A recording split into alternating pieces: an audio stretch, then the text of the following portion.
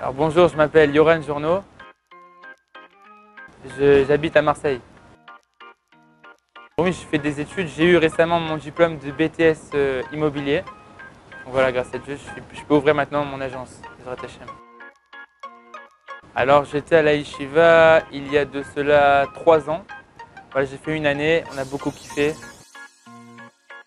Alors j'ai voulu revenir vous voir pour toujours garder le kécher, le lien entre moi et la Yeshiva. Toujours de temps en temps, dès qu'on a une petite pause dans les études ou même les vacances, au lieu de revenir à la Yeshiva, reprendre un petit peu une semaine, quelques journées de limoud intensif, ça donne des forces pour continuer à avancer et réussir dans tout ce qu'on entreprend. À la vérité, la Yeshiva, souvent on a plusieurs stéréotypes. Ouais, c'est qu'entre mecs, on mange mal, on dort pas bien. Non, c'est pas vrai. La Yeshiva, c'est vraiment une famille. Et à chaque fois que je reviens, là je suis arrivé pour 3 jours, je connaissais personne et en 3 jours, on a créé des liens, tout ça, et on a pris des numéros de téléphone, on va essayer de se revoir à Paris ou d'organiser des foot. Vraiment, c'est une famille.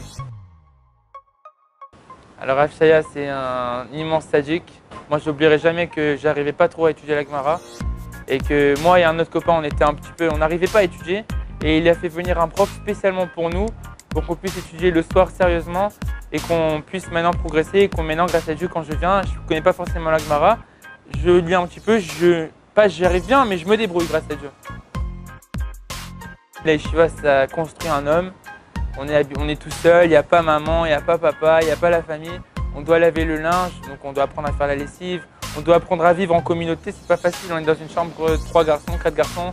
Il faut savoir les supporter. Et dans la vie de tous les jours, si on veut réussir, il faut justement savoir s'adapter aux autres, essayer de créer des liens, que ce soit dans les affaires ou n'importe quoi, même à l'école. Il faut toujours savoir créer des liens et justement, c'est ce qu'on apprend à la Yeshiva. Alors, je ne sais pas encore, mes projets, je ne sais pas encore quoi faire.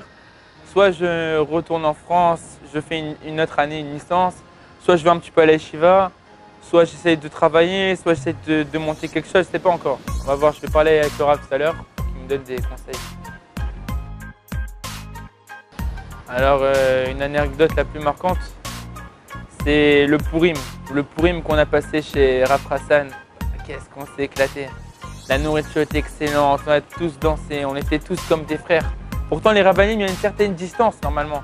Enfin, il y a une distance entre le Rav, c'est le Rav, et nous, c'est nous. Mais justement, là, à Purim, on était vraiment tous, vraiment, on a une joie que jusqu'à maintenant, je n'ai pas retrouvé une joie comme ça.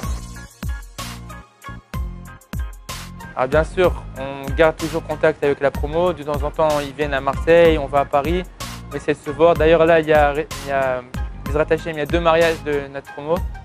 À Bezrat Hachem, on espère recevoir les cartes de tous ceux qui étaient avec moi cette année-là. Alors le petit mot qu'on pourrait dire aux jeunes qui sont hésitants à ce qu'ils vont faire une année de yeshiva et se commencent des études, c'est venez. Pourquoi venez? Parce qu'on pense perdre un an, mais arrêtez, vous gagnez un an. Pourquoi vous gagnez un an? Vous allez être plus mature, vous allez apprendre à étudier, savoir mettre des temps dans la journée, organiser sa journée.